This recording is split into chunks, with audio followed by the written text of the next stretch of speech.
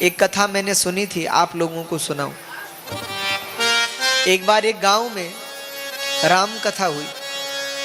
राम कथा करने के लिए एक पंडित जी गए हुए थे, महात्मा जी, बहुत अच्छे महाराज जी। बढ़िया राम कथा हुई। और राम कथा में प्रतिदिन पंडित जी कहते, महाराज जी कहते, देखो भैया इस कथा से एक संकल्प जीवन में जरूर लेना कि हम ये काम करेंगे, चाहे कोई भी संकल्प ले। हम रोज हनुमान चालीसा पढ़ेंगे, हम रोज या संकट मोचन हनुमान अष्टकम पढ़ेंगे, हम रोज भगवती की एक आरती करेंगे, हम रोज भगवती के सामने दिया जलाएंगे, कोई ना कोई एक संकल्प जरूर लो। तो सबने कहा उचित है। सब श्रोताओं ने, किसी ने कोई संकल्प ले लिया, किसी ने कोई संकल्प ले लिया, सबने कोई ना कोई संकल्प ले लिया। अब कथा सुनने सब आए, पर एक सेठ जी थे, वो 9वें दिन कथा में नहीं आए। होता भी है, जिनके पास थोड़ा लक्ष्मी जी ज्यादा हो जाती है वो कथा कीर्तन में कम जाने लगते हैं, तो ये भी दुविधा है। हाँ, क्योंकि उसके पीछे भी कारण है। समाज में लक्ष्मी जी जिनके घर में ज्यादा आ जाती है, हमने देखा कई बार, फिर वो कथा में जाना कम कर देते हैं। तो हमने कहा ये भी बहुत बढ़िया है। क्यों? हमने कहा भैया लक्ष्मी जी का वाहन क्या है, बोलो। अब लक्ष्मी जी उस पर बैठी हैं तो उल्लू तो होगा ही, तो हो जाने दो। तो सेठ जी कथा में न जाए। अब एक दिन सब लोग आए महाराज जी के बाद, महाराज जी सब कथा में आए, सबने कोई ना कोई संकल्प ले लिया। हमारे गांव में बस वो एक सेठ जी बचे हैं, वो एक ना तो कथा में आए ना कोई संकल्प लिया। और महाराज तालाब को खराब करने के लिए एक मछली काफी, कुछ इनको भी करना पड़ेगा। तो महाराज जी ने कहा ऐसा करो, उनको बुला लाओ हमारे पास, ऐसा कहना महाराज जी बुला रहे। तो गए महाराज सब। तो सेठ जी तो घबरा गए कि अब जब महाराज जी बुला रहे हैं भैया चलना ही चाहिए। अब तो पहुंच गए, सांझ ढले पहुंचे। महाराज कथा में तो हम नहीं आ सके, क्षमा चाहते हैं। बोले कोई बात, जो जितना समर्पित होगा वो माँ उस पर उतना कृपा करेगी, उतनी कृपा करेगी। सेवा करो। तो संसार विचित्र है, आज किसी का है कल नहीं है, पर भगवती जिस पर कृपा करेगी उसको कभी छोड़ेगी नहीं, कभी डूबने नहीं देगी अपने भक्त को, सदा भव सागर से पार लगाने वाली है। हाँ, तो अब वो सेठ जी थे बेचारे, तो कथा पंडित जी महाराज कथा में तो नहीं आए। तो पंडित जी ने कहा कि मैं आपको एक नियम देता हूं, आप कोई भी एक नियम ले लो। क्या नियम ले? तो बोले चलो हमको मत बताओ, अपने मन में ले लो। तो वो जो सेठ जी थे उन्होंने मन में एक नियम ले लिया। क्या नियम लिया आपने? बोले महाराज बता नहीं सकता, पर नियम ले लिया। अब सेठ जी ने मन में क्या नियम लिया?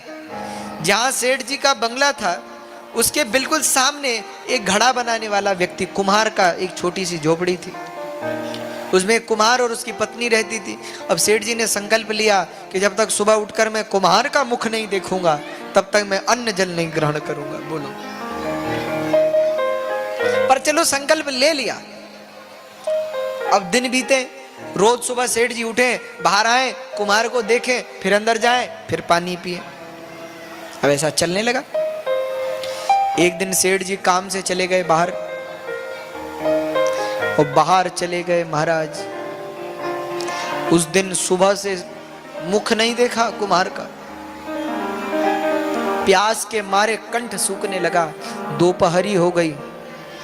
अरे भैया दोपहरी क्या, मध्य दिन आ गया। सेठ जी घर पहुंचे थके हारे, लोग कहे हमारे पानी पियो। बोले नहीं नहीं नहीं, हमारा संकल्प है। अच्छा 12 वर्ष हो गए थे ऐसा करते करते। अब सेठ जी के प्राण जाए न जाए, जाए न जाए, कुम्हार का मुख देखा नहीं। घर वाले सब कहें कि आप पानी पी लो। बोले नहीं, हमारा संकल्प है। संकल्प क्या है? बोले वो नहीं बताऊंगा। किस मुख से बताऊं कि भैया लिया है? लोग हंसेंगे मुझ पर। सेठ जी जैसे तैसे घर पहुंचे, और घर पहुंचते ही घर से सीधे बाहर निकले और उस कुम्हारिन के पास पहुंचे और कहा तुम्हारे पति कहाँ हैं? सेठ जी ने सोचा मैं तुरंत देखूंगा कुम्हार का मुख और तुरंत पानी पीऊंगा, गला सूख रहा है, प्राण जा रहे हैं। कुम्हारिन ने कहा महाराज वो तो उस पहाड़ पे गए मिट्टी लेने, घड़ा बनाने के लिए। अरे राम राम। सेठ जी के मन में आया पानी पी लेता हूं, जब प्राण ही नहीं रहेगा तो संकल्प का क्या करूंगा। पर फिर दूसरी बात मन में आई कि 12 साल से इस नियम को कर रहा हूं, अगर आज छोड़ता हूं तो 12 साल खराब हो जाएंगे। तो भैया प्राण जाए पर वचन न जाए, आज प्राण दे दूंगा लेकिन बिना कुम्हार को देखे पानी नहीं पीऊंगा। अब चले कहा, किस पहाड़ पर? महाराज उस सामने ऊपर। दौड़े सेठ जी, जल्दी जल्दी पहाड़ चढ़ रहे हैं, पहाड़ चढ़ रहे हैं। अच्छा बेचारे कुम्हार को कुछ पता नहीं, वो ऊपर मिट्टी खोद रहा है। अब मिट्टी खोदते खोदते क्या हुआ, उसको खजाना मिल गया, बहुत खजाना मिट्टी के अंदर।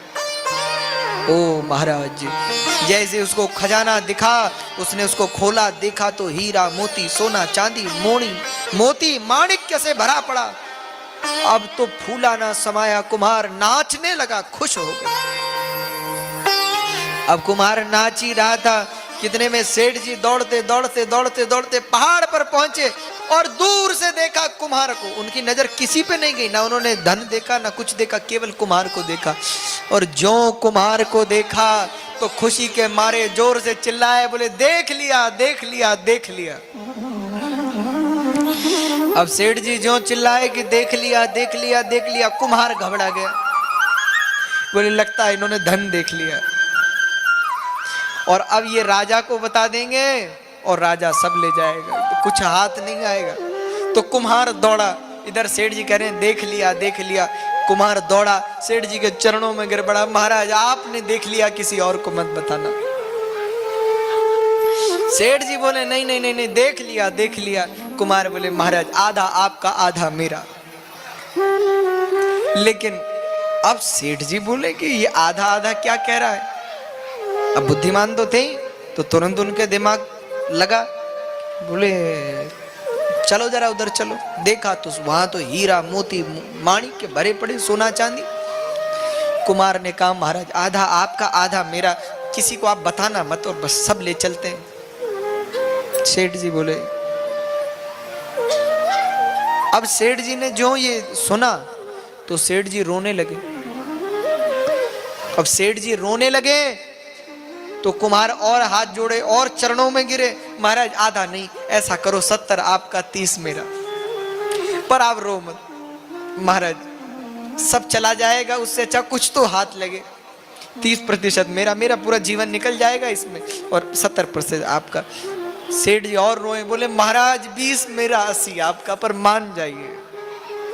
सेठ जी कहें भैया मैं इसके लिए नहीं रो रहा हूं, तो क्यों रो रहा हूं। सेठ जी ने रोते हुए कहा, मैंने आज से 12 वर्ष पहले संकल्प लिया था कि बिना तेरा मुख देखे जल नहीं पीऊंगा, और 12 वर्ष ये किया तो तेरा मुख देखने के कारण इतना वैभव मुझे प्राप्त हो गया। अगर मैंने ऐसा संकल्प लिया होता कि बिना उस भगवती का मुख देखे भोजन नहीं करूंगा, जल नहीं पीऊंगा, जब तेरा मुख देखने से इतना वैभव मुझे मिला तो उस भगवती के मुख देखने से तो आज मुझे